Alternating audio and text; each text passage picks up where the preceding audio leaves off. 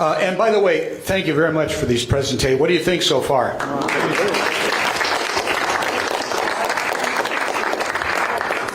This is also being, thank you, Jack. This is being live streamed, by the way. There's hundreds, maybe thousands of people watching. And this was all brought to us by the Epic Times. Let's have a little hand for photography. Okay, our next presenter will be Leandra Blades, and I'll read shortly Leandra's bio. Leandra is a retired police officer and has been a trustee at the Placentia Yorba Linda Unified School District since 2020. She stands for conservative values and parents' rights. She led the Placentia Yorba Linda Unified School District to enact a critical race theory ban and parental notification policy. She has been a member of the Republican Party Central Committee since January of 2021 and is currently serving her second term from 2024 through 2028. Leandra is married and has 3 sons. Let's welcome Leandra.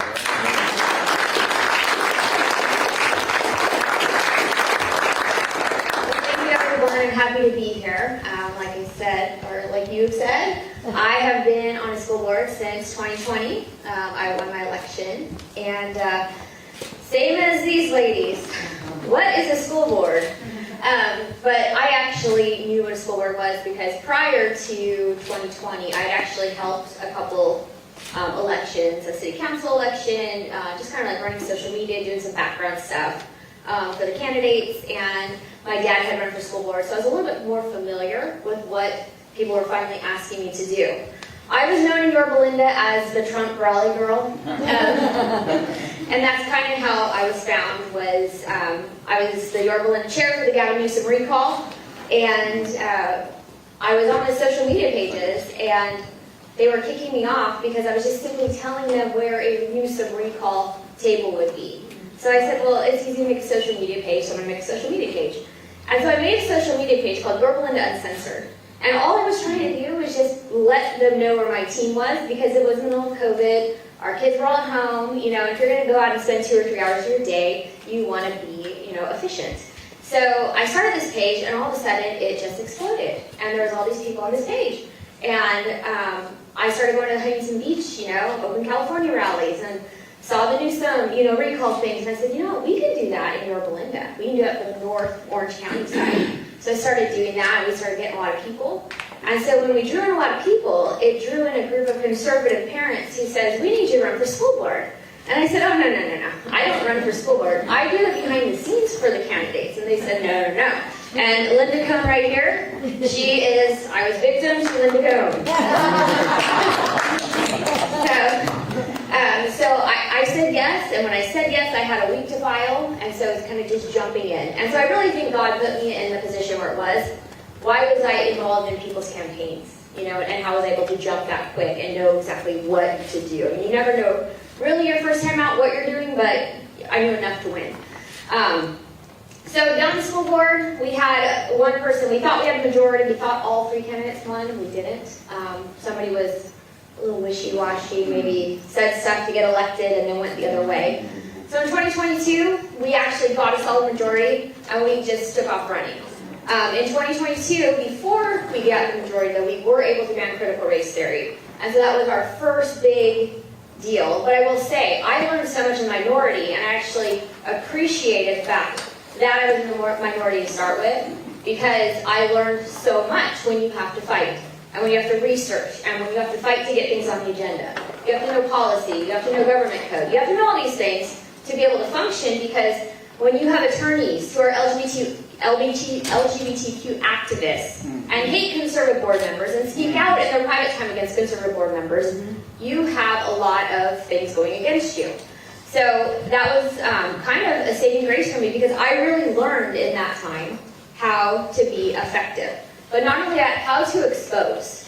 And that was like the most fun that I've had in a long time, was exposing what these board members were doing. I put things on the agenda that I wanted to have passed, knowing they wouldn't get passed, but it would expose these people for who they are and what they believe. Because I know the board that for 20 years there were 5-0 votes. All Democrat boards, all union bought, 5-0 across the board. And they probably never put anything on the agenda once in their life. It was just what the union wanted and what the district wanted. And so going in and like really kind of shaking things up was a big deal. So in 2022, we got Todd Frazier on the board, and so we were in the middle of looking for a new superintendent. So we hired probably our first conservative superintendent ever, who the union just absolutely excoriated him and his family and whoever came to work for him, which was just an absolute shame. Never came out that he was conservative, but you know what?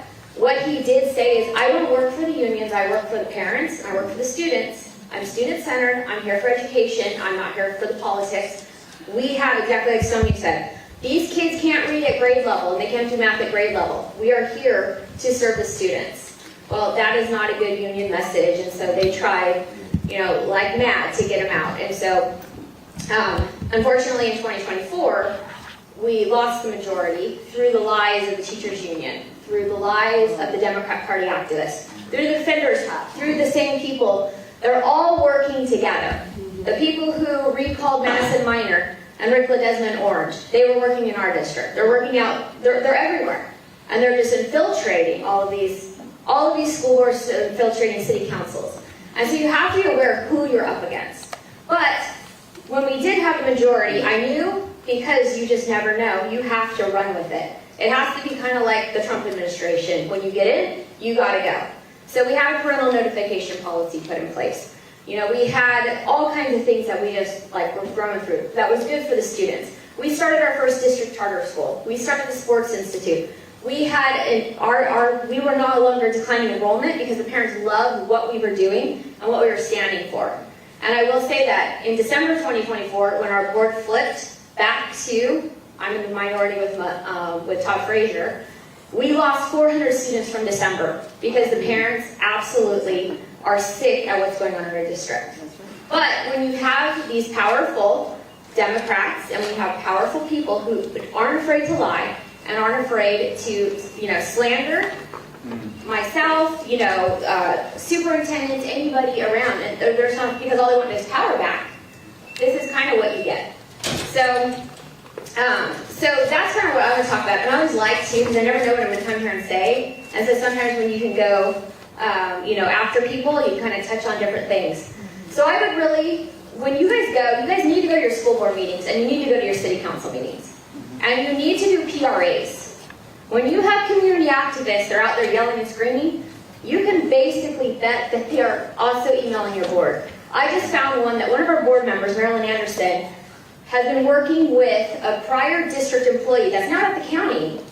She had been working with the Democrat Party activists to stop the Orange County Classical Academy from trying to come into our district. When you do these PRAs, you find so much stuff that's going on and what they're stopping.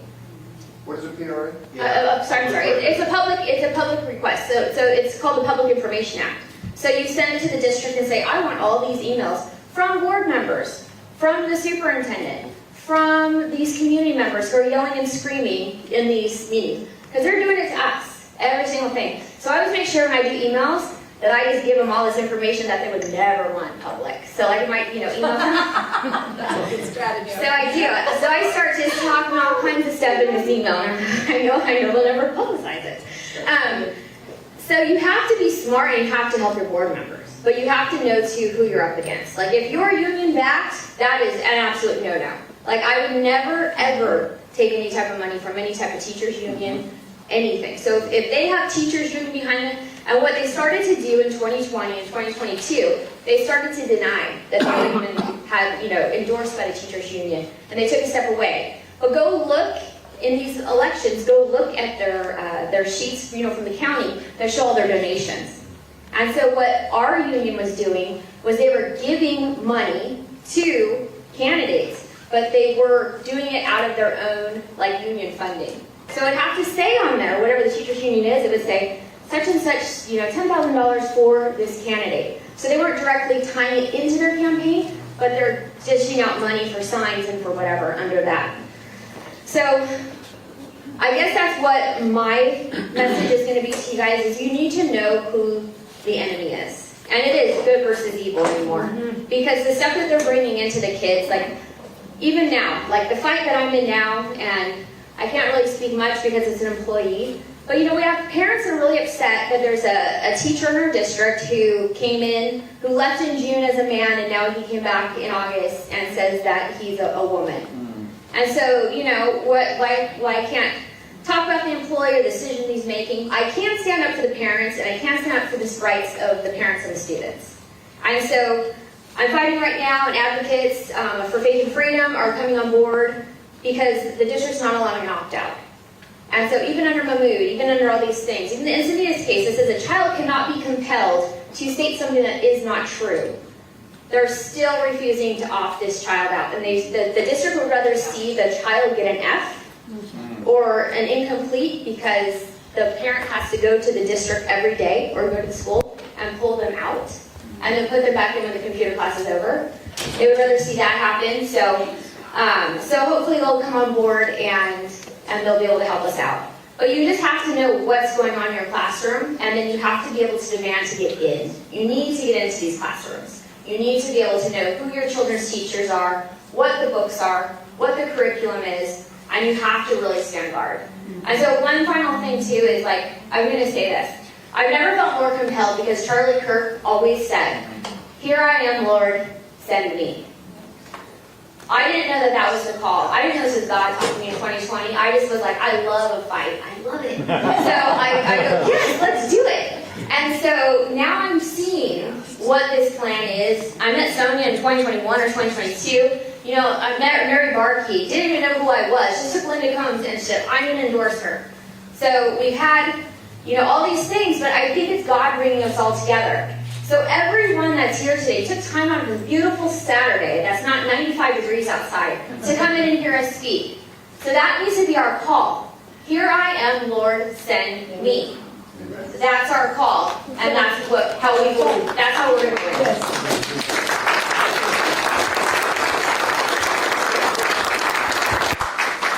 Thank you, Leandra.